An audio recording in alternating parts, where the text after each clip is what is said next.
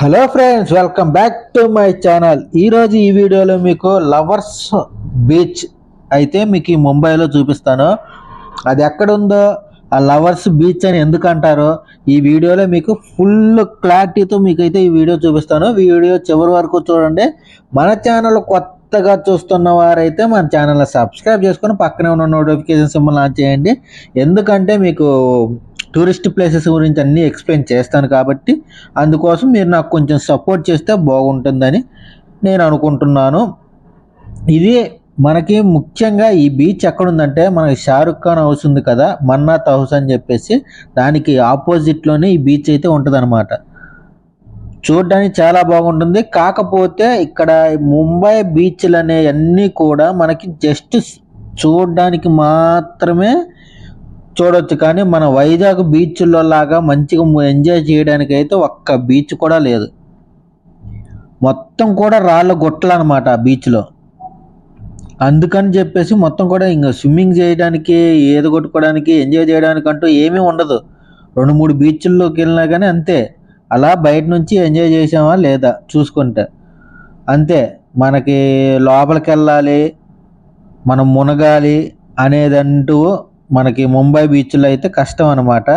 ఈ బీచ్కి అయితే చూశారు కదా, మనకి కనిపిస్తున్నంత వరకు కూడా ఆ రాళ్ళే కనిపిస్తున్నాయి తప్ప ఇంకా అక్కడ మళ్ళీ పోలీసు వాళ్ళు, సెక్యూరిటీ కూడా ఉన్నారు. అక్కడ దాకా ఎవరైనా పోతారో ఏమో అని చెప్పేసి, టైమింగ్ అయిపోతుందని చెప్పేసి అక్కడ సెక్యూరిటీ పర్సన్, పోలీసులు కూడా ఉన్నారనమాట.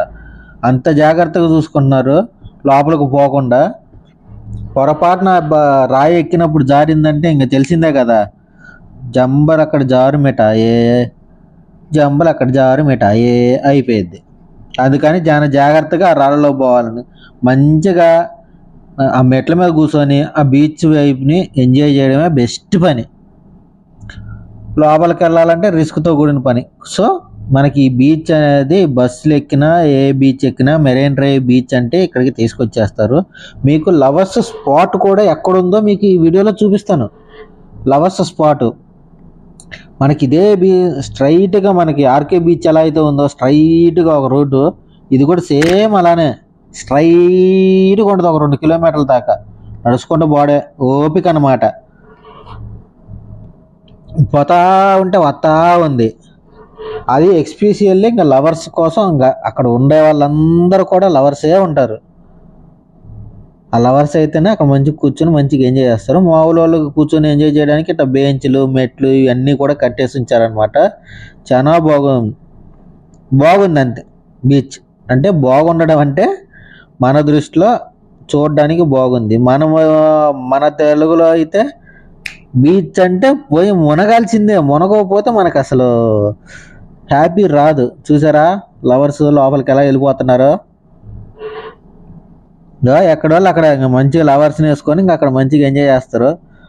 దుప్పట్టా కప్పుతారు, ఇంకా మంచిగా జుమ్మ అనుకుంటే ఇంకా రొమాన్స్లో మునిగిపోతారు అనమాట బీచ్లో.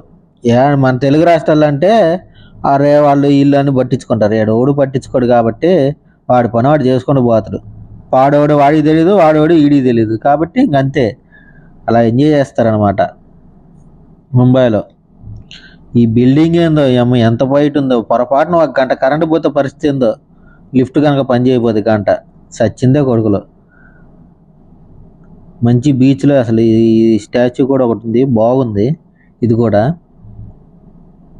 ఇంకా మనం ఇది అయిపోయిన తర్వాత ఇంక ఎలా నడుచుకుంటా కిలోమీటర్ పోతే మనకి లవర్స్ స్పాట్ అనేది వస్తుంది. ఇదిగో వచ్చిందా, ఇదనమాట. చూసారా ప్రతి ఒక్కరు కూడా ఆల్మోస్ట్ లవర్సే, ఒకళ్ళకొకళ్ళు జంటల. చూసారా మొత్తం చుట్టుపక్కల మంచి కూర్చోడానికి కూడా మంచిగా డిజైన్ చేసి పెట్టారు.